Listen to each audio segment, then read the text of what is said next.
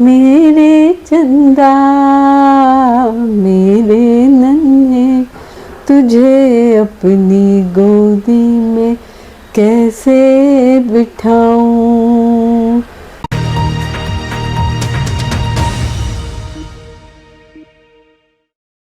नमस्कार, आदाब। नमस्कार, आदाब। मैं हूँ आबिद नकवी और आदाब। आज हमारी ख़ास मेहमान है हमारे साथ साजिदा भोसले जी, अस्सलाम वालेकुम, जो मशहूर गुड आफ्टरनून। सिंगर, बहुत ही विश्व प्रसिद्ध सिंगर आशा जी की बहू हैं। आज हम बात करेंगे, सब्जेक्ट बिल्कुल हट के है। एक म्यूज़िक डायरेक्टर जिन्होंने उमराव जान ने अपनी म्यूज़िक देकर उस फिल्म में जान डाल दी, बल्कि पूरे हिंदुस्तान में, पूरी दुनिया में जब भी गज़लों का अवधि ख़ासतौर से अंदाज रिवाइव किया तो हाँ, उसको ज़िंदा करने का उनका क्रेडिट जाता है। तो आज बात करेंगे जनाब खय्याम साहब के बारे में जी। इसलिए कि मैंने कई बार आपके मुंह से सुना है उनके बारे में, उनकी बड़ी तारीफ। हाँ, एक दो बार गई हूँ उनके पास। अच्छा। तो उन्होंने बोला अच्छा गाओ, तो मैंने 2-3 गाने ऐसे ही सुनाए और फिर बोले ठीक है मैं दूंगा, लेकिन फिर उनकी मौत हो गई। हाँ। तो आप उन्हें किस तरह से याद करना पसंद करती, क्या उनमें क्या खूबी? मुझे लगता है उनका जब दौर था तब उन्होंने बनाई थी गज़लें, तो इतना वो नहीं हुरूज पे पहुँचे, लेकिन उमराव जान से वो बहुत हुरूज पे पहुँच गए। मतलब उमराव जान की गज़लें जिस वक्त आई, उसके बाद, उससे पहले और बाद में कुछ 10 साल तक कुछ इतनी अच्छी गज़लें आई नहीं, एक्सेप्ट फॉर मदन मोहन। लेकिन इनके आने से फिर से उमराव जान में जो जान आ गई, गज़लों में एक तरोताज़ा जान आ गई, ज़िंदा हो गई गज़लें। कि गज़लें अगर गाए, ये क्या जगह है दोस्तों, मतलब वो इतना इम्पैक्टफुल गाना है। पता नहीं इतना हिट हुआ या नहीं। हिट तो हुआ, बहुत ज़बरदस्त हिट हुआ है ना। जी। तो फिर हाँ, तो बहुत ज़्यादा ही, मतलब उसको हाँ, तो बहुत बढ़िया गाना था वो। ये क्या जगह है दोस्तों, ये कौन सी जगह है, दयार है। हाँ, दयार है। और दूसरा, उसके तो सारे गाने सुपर डुपर हिट थे, और शायद अवार्ड भी मिला है आशा जी को, है ना।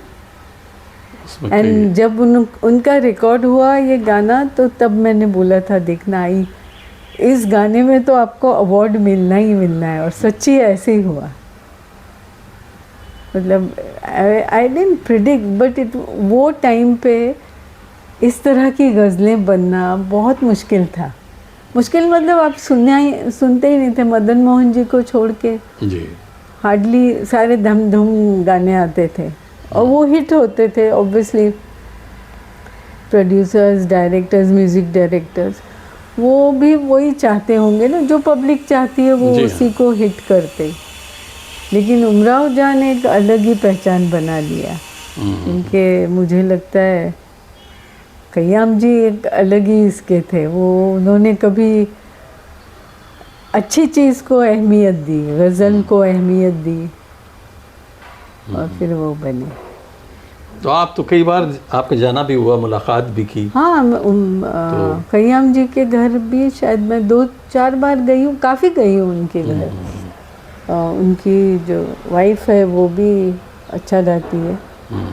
उन्होंने शायद शगुन पिक्चर में गाना गाए, और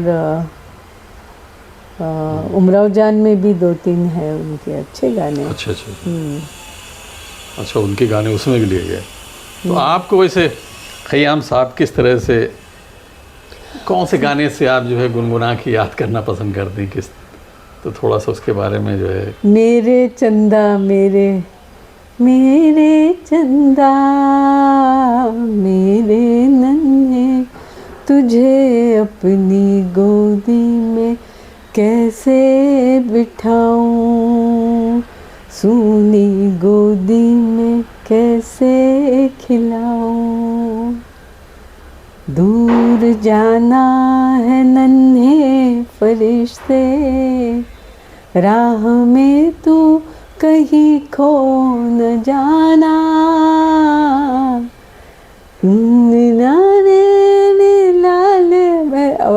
वर्ड्स इतने याद नहीं पर बहुत अच्छे गाने थे। आखिरी खत के, अच्छा आखिरी खत हाँ, की। आखिरी खत के। जी जी और उनका शोला और शबनम शायद उनका था शायद क्या? हाँ, जी मुझे याद नहीं पर ही वॉज वेरी अच्छा। Good, he was very good. I don't know अभी है वो, नहीं वो तो गुजर हयात है। अच्छा, गए, गुजर गए। तो हाँ, ये मतलब अलग ही क्लास थे। मदन मोहन जी, खयाम जी, है ना। शंकर जयकिशन भी थे, लेकिन शंकर जयकिशन के एक दो ऐसी गज़लें रखते थे जो हिट हो जाती थी। बाकी तो फिर वो शारदा जी भी आई, वो भी अच्छा गाती थी। सब गाने वाले हैं तो गाते तो सभी अच्छे। तो आपने तो फैमिली से भी सुना होगा कि कभी आशा जी ने बात किया हो या फिर लता जी ने खयाम साहब के बारे में कुछ बात किया हो, तो क्या उन लता लोग की जी राय का क्या? तो ऐसे था ना कि मतलब वो गाती थी, अगर आप ये पर्स रखा है इसको उठाने जाओ तो आप उठा नहीं पाओगे। वो इतना आप उस आवाज़ में गुम हो जाओगे कि आप वो सुनते रहोगे और वो उठाने भूल जाओगे चीज़ को। वो उस टाइप का आवाज़ था। तो very captivating voice, very captivating. और जो आशा जी गाती थी उसमें सुर में एकदम पक्की होती थी। जो रिकॉर्ड होता था एक सुर इधर से उधर नहीं। आप ऐसे सुनते उनको तो it was a very husky voice. आप सोचोगे ये गाने वाला आवाज़ है ऐसे। It was okay like voice. Lata दीदी का ऐसा नहीं था। दीदी का आवाज़ ही आप अगर सुनो तो बस ऐसे सब छोड़ दो। अच्छा हाँ, मीन्स पर्सनली अगर वो विदाउट माइक्रोफोन आपने सुना तो अक्सर वो कबाट वगैरह लगाती थी तो गाती थी। तब मैं अक्सर जाके सुनती थी। तो she was, her voice was very captivating. तो क्या राय थी उनकी खयाम साहब के बारे में? उन लोगों का क्या कभी सुना है, इस सब्जेक्ट पे बात हुई कि उन लोगों ने? उन्होंने बोला खयाम जी का मदन मोहन जी के बाद अगर कोई अच्छा है तो वो खयाम जी है। हाँ, क्योंकि उस वक्त वो आए भी थे। उस वक्त जब उमराव जान आई तब तक मदन मोहन ये सब जो मेन जो गज़लें बनाते थे वो तो चले गए थे ना। रोशन थे, वो भी ताजमहल शायद लास्ट मूवी बनाई उन्होंने। तो और दूसरे तो कौन थे, बस यही थे। रवि थे थोड़े बहुत। कल्याण जी, आनंद जी और नहीं, कल्याण जी आनंद जी भाई अच्छे थे। उनके गाने सुपर डुपर हिट होते थे, लेकिन थोड़े उस टाइप के थे ना, मतलब चटपटे गाने थे। हाँ, ये जो मदन मोहन जी, खयाम जी, ये गज़लें और एकदम जैसे टिपिकल लखनवी अंदाज के जो गाने होते हैं ना, जो रूह को छू जाए, रूह को छू जाने वाले गाने वो लोग बनाते भी थे और गवाते भी थे। मतलब उनके कोई भी गाने आप सुनिए, माय गॉड, दिल जीत ले, रूह जीत ले। तो इसके अलावा कौन सा और दूसरा कोई गाना है उनका आपको याद पड़ा जिसको याद करना पसंद करते हैं? खयाम साहब का, खयाम जी के शोला और शबनम शायद उन्हीं का है ना, खयाम जी का शायद, मुझे पूरा यकीन नहीं है इसका। हाँ, एक तो उमराव जान है, आखिरी खत, आखिरी खत के मेरे चंदा वो बहुत अच्छा था। फिर उसके पहले तो आए थे, मतलब the movies way not hit. दूर गगन की छाँव में शायद उनका था। अभी मैं बूढ़ी हो गई, याद नहीं आ रहा। नहीं, लेकिन याददाश्त आपकी ठीक है। हाँ, बेहतरीन, ऐसा नहीं। तो उमराव जान में आपको कौन सी? उमराव जान में तो कई, उमराव जान के तो सारे गाने अच्छे, सारे। ये क्या जगह है दोस्तों, वो मुझे सबसे बेस्ट लगा गाना। अच्छा, हाँ, सबसे बेस्ट। लेकिन वो पता नहीं पिक्चर में रखा था या उसको बिल्कुल रखा था, वो आखिर में है। हाँ, एंडिंग क्लोज। वो जब एंड में वो अपने मैके आती है तो वो देखती है, तो एक औरत जिसने अपना मैका छोड़ा है, माँ बाप को छोड़ा है, उसकी पूरी जो लगाव है वो उस गाने में है, महसूस होती है। ये क्या जगह है, मतलब वो याद भी है और नहीं भी है, तो फिर जो भी माँ से लगा। मिलने आती है, माँ का जो कैरेक्टर निभाया है वो फर्रुख जाफर एक लेडी है। अच्छा, तो हम लोग के गांव हाँ, की, हम लोग के आपके दूरी यहाँ, अजीज़ों में हाँ, हाँ। लगती रही। वो कुछ शायद यूपी उस तरह हाँ हाँ के जी, ही हाँ है जी, ना? हाँ जी। हाँ। तो उन्होंने और निभाया। वो टिपिकल यूपी का है, जी वो जी है जी ना? जी, वो रोल जो है हाँ टिपिकल यूपी, थोड़ा सा गांव से टच है हाँ, उसका, तो इस थोड़ा वजह नहीं से। काफ़ी है। उमराव जान तो वहीं की फेमस थी वो, जी जी। यूपी लखनऊ की फेमस थी, लेकिन गाने बढ़िया थे, गज़लें बढ़िया थी उनकी, छा जाती थी। और पिक्चर तो सुपर डुपर हाँ हाँ, हिट ही रही है, मतलब रेखा जी की अलग ही पहचान बनी उससे। पहचान बनी। हाँ, और वो मतलब पसंद किया लोगों ने, बहुत पसंद किया। मैं तो हैरान रही कि मेरी सास आशा जी इतना अच्छा गज़ल गा सकती है। मुझे मालूम था वो गाने में अच्छी है, लेकिन ये पिक्चर में उन्होंने जो, और मैंने उनको बोला भी रिकॉर्ड करते हुए, आई इस गाने पे तो आपको अवार्ड मिलना ही चाहिए, ये इतना अच्छा। तो मिला ना उनको और फिर मिला शायद। हाँ हाँ हाँ, कई अवार्ड मिले हाँ। उसको। मैंने बोला ये पिक्चर में देखना, आपको ज़रूर अवार्ड मिलेगा, और मिला। Because it was a very different setup and दिल को छू जाने, रूह को छू जाए जी, ऐसे जी। गाने थे उसमें, गज़लें थी। तो खय्याम साहब ने शायद पाकीज़ा में भी हाँ, म्यूजिक वो दिया। शायद एज अ असिस्टेंट या ऐसे कुछ थे, पाकीज़ा में थे। और वो उसमें उन्होंने, एक लेडी थी जो जीनत शफ़ी खान, मोहम्मद शफ़ी खान की बीवी थी वो। अच्छा अच्छा। वो नौशाद जी जो है ना, उनके अरेंजर थे मोहम्मद शफ़ी, उनकी बीवी थी ये, सेकंड या थर्ड बीवी उनकी शादी थी, पर वो उनसे बहुत खुश थी। तो वो उसमें तबला बजाई है मुग़ल आज़म में, तेरी महफिल में किस्मत आज़मा। अच्छा, मुग़ल आज़म में जाएगा। मुग़ल आज़म में उन्होंने तबला बजाया उस हाँ, सीन में। जी हाँ जी। तो वही वो भी बहुत अच्छा गाती थी, बहुत अच्छा गाती थी। ऑब्वियसली विलायत खान की बहन थी वो। ये अपने आज के आसिफ शेख जो है टीवी पे, उनकी सास थी। उनकी सास थी।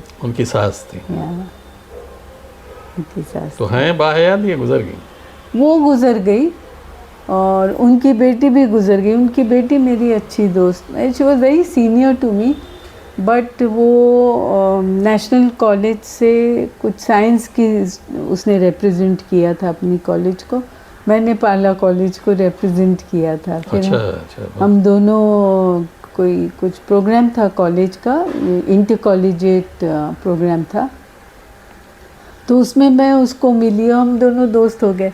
फिर उनके घर गई तो किसी ने बोला कि देखो इनके अब्बा नौशाद जी के अरेंजर है, तो आप इनको मिलते रहिए। ये भी बहुत अच्छा, वो मास्टर हैदर अली उनकी बेटी थी शायद। उनके पहले जो असली अब्बा उनके वो थे, फिर उन्होंने मोहम्मद शफ़ी से शादी की। तो I don't know whether I should say that, but Shafi uncle को वो अब्बा ही बोलती थी। बट छोटी सी उम्र में से वो उन्होंने उसको अच्छे से संभाला, उसको डॉक्टर बनाया। हाँ, she became a doctor. She never practised because उसने हॉस्पिटल में मुर्दे वगैरह देखे, तो शी वेंट ऑफ मेडिकल्स। तो ये तो खय्याम साहब के ऊपर बातचीत चल रही थी, जो सिलसिला शुरू हुआ। हाँ। उनसे और पहुँचते पहुँचते दूर तक चले गए हम लोग। तो खय्याम जी तब मिले थे। फिर आखिरी खत में उनका एक गाना देखा था, मेरे चंदा। उसकी भी रिकॉर्डिंग में, बहुत छोटी थी मैं तब। अच्छा, आपकी रिकॉर्डिंग में? हाँ, उनकी शायद I was 11 or 12 years old. That was the first recording I saw in my life. We had come to Bombay, और शायद फिल्म दादर में है ना कोई, परेल या दादर में रिकॉर्डिंग थी, बड़ा है वो। Famous studio? फेमस तो माँ लक्ष्मी में है ना, ये दादर में रंजीत स्टूडियो था शायद, दादर स्टेशन उसी में था। तो उधर में as a child I had come. First recording first वो देखा, आई वाज वेरी इम्प्रेस्ड। हम लोग तो अहमदाबाद से आए थे तो कभी फिल्म लाइन से इतना कांटेक्ट नहीं रहा। दो हर हफ्ते में 3 पिक्चर दिखाई जाती थी ये एयरफोर्स वालों को। वो लोग अक्सर ट्यूसडे, वेडनेसडेज और संडेज, और 2 दिन इंग्लिश पिक्चर दिखाते थे। That was a recreation you know for all air force people and aviation people. तो एयरफोर्स, मिलिट्री और एयरपोर्ट नज़दीक ही होता था, तो जिम खाना में ये सब रखते थे। तो हम लोग एज चाइल्ड अब्बा के साथ आज पिक्चर है, आज वेडनेसडे है, आज मंडे है, तो हम लोग जाके देखते थे, मज़े मारते थे।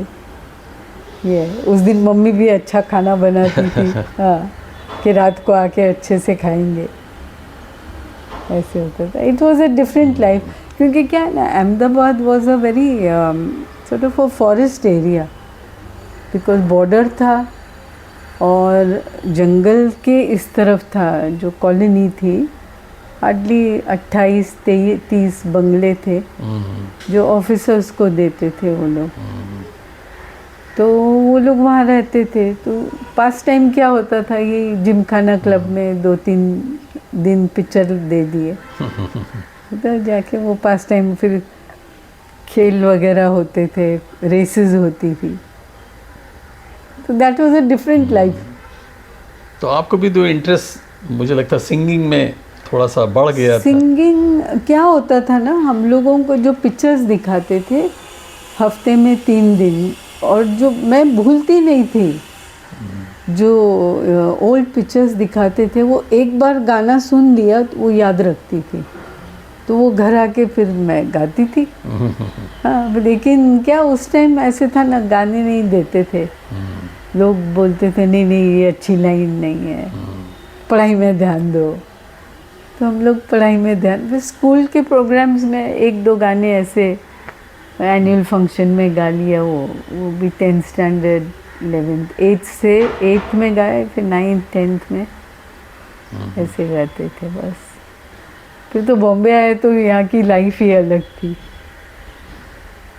बॉम्बे में हमने रिकॉर्डिंग देखी, शायद तब बहुत छोटी थी मैं। फिल्म वो दादर में है ना कोई स्टूडियो, उधर रंजीत देखी थी। स्टूडियो। हाँ, रंजीत स्टूडियो में। एंड दैट टाइम तो I didn't know the Bhosle family और एनीथिंग। तो तभी मैंने आशा जी को ऐसे जाते हुए देखा, उनके साथ 3-4 बच्चे पीछे आर्मी की तरह ना, वो बच्चों को लेके आई थी, शायद कहीं पार्टी में लेके जा रही होगी खिलाने विलाने, तो बच्चे पीछे फौज की तरह थे। तो वो गाना गाने आई थी, तो गा के 5-10 मिनट में उन्होंने गाना गाए भी और बाहर भी। That time I didn't know her at all, I just came to see the recording. उसके बाद तो आप उनके घर की फर्द हो बन गई गई, हैं, मेंबर बन गए। तो वो तो मालूम नहीं था ना मुझे, हस्बैंड मिले तो फिर हस्बैंड हमारी कॉलोनी में आते थे टू लर्न पायलट का मॉर्स कोड होता है ना, वो सीखने आते थे। एक कम्युनिकेशन ऑफिसर थे पिच्चूमनी, उनके घर वो आते थे, तो उधर उन्होंने मुझे पहली बार देखा। मेरे बाल बहुत लंबे होते थे तभी, एड़ी के नीचे इतने एक बालिश, और वो तो अभी भी शायद लंबे, अभी भी लंबे है, पर उस वक्त बहुत लंबे थे और घने थे और तांबे कलर के थे। हाँ, तो तभी तो इन्होंने ध्यान नहीं दिया। फिर मुझे एक बार फ्लाइट पे मिले, तो बोले मैं वहाँ कॉलोनी में आता था। मैंने बोला कॉलोनी में तो हम भी रहते थे। फिर उन्होंने पिच्चूमनी का नाम लिया, ऐसे मेरी दोस्ती हो गई उनसे। फिर वो बोले मैं आऊँगा तुम्हारे घर। अरे बाप रे, तो मैंने बोला ये ऐसे ही बोल रहा है, इतना बड़ा आदमी है, क्या आएंगे। रात को कुछ 11-12 बजे गाड़ी नीचे, कुगा गाड़ी बड़ी सी इम्पोर्टेड गाड़ी में आए मेरे अब्बा के पास। मैंने बोला बाप रे कौन आया, देखो तो ये हस्बैंड आ गए। और मेरे डैडी बोले क्या तुम ये करती हो, फ्लाइट पे सबको अपने एड्रेस देती हो। मैंने बोला भाई इन्होंने तो ऐसे बाय द वे पूछा, और मैंने बोला मैं वो कॉलोनी में रहती हूँ। तो उन्होंने किसी दोस्त को पहचान करके उनसे पूछा कि कहाँ रहती, पीछा करो। और फिर वो आए घर पे मुझे मिलने। वाह। फिर बाद में डैडी से दोस्ती की, मेरे डैडी से पहले दोस्ती की। बोले मैं हॉलीडे में, मेरा बर्थडे है May 14 को, तो मैं ले जाऊँ आपकी बेटी को। तो मेरे डैडी ने बोला पूछो, लेकिन वो ज़्यादा रात में बाहर नहीं रहती है। बोले नहीं, मैं जल्दी लाके छोड़ दूँगा। तो गए हम लोग हॉलीडे में। उन्होंने तो खाया भी नहीं, मैं ही थोड़ा बहुत खाई।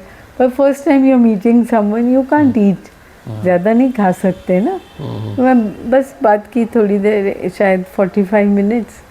और मुझे बराबर डैडी को इम्प्रेस करने के लिए बराबर 8:30 बजे से पहले घर पे लाके छोड़े भी। My dad was very impressed. बोले अरे ये लड़का तो मैंने बोला था, मैं सोचा नहीं था, लेकिन लाके छोड़ा उसने। तो ऐसे दोस्ती हुई। फिर उसके बाद एयर इंडिया में वो मुझे as an air hostess he met me and he recognised me. He said मैं आता था तुम्हारे घर। फिर ऐसे वो रिकॉर्डिंग में बुलाए।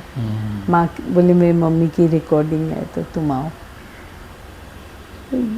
थोड़ा पहचान होने लगी। तो ये सिलसिला खयाम साहब से शुरू हो और काफ़ी आगे तक जा रहा है। तो हम यहीं पे इसको ब्रेक लगाते हैं और यहीं पे जो है इस सब्जेक्ट को लेके यहीं पे ख़त्म करते हैं और आपसे अलविदा चाहते हैं। जी, आपका बहुत बहुत शुक्रिया कि आपने समय दिया। Thank you. और खयाम जी का तो ऐसे रहा ना कि जब मैं मिली तो ऐसे बाजा उनका था और वो बोले गाओ, हम देखो हमारी बीवी भी गाती है। तो मैंने गाया, पर मैं तो डर गई। मैंने बोला पता नहीं, क्योंकि ऑब्वियसली लता आशा की फिल्म, और बड़े हाँ उनके घर की बहू तो बनी मैं, पर बोलते थे कि तुम गाना है तुम घर में गाओ, बाहर नहीं, ऐसे था। तो मतलब, और मेरा तो इंटरेस्ट फ्लाइंग में था। मेरा क्या गाने वाली बनने का शौक तो था नहीं, वो एक शौक था। वो घर में गा लिया, या कोई आ गए मेहमान तो बैठ के गाए, या अंताक्षरी खेली तो गा लिया। लेकिन मैं मेन जो पर्पस था वो तो कमाई मेरी एयर होस्टेस के। I wanted to be an air hostess. बचपन से मुझे ऐसा था कि मैं एयर होस्टेस हाँ। पहले बड़ा क्रेज भी था। क्रेज था हाँ। जब हम अहमदाबाद में जाते थे तो छोटा प्लेन होता था, फोकर फ्रेंडशिप आता था उधर। तो डैडी की ड्यूटी होती थी तो मैं अक्सर प्लेन में घुस के पूरा घूम के नीचे आती थी।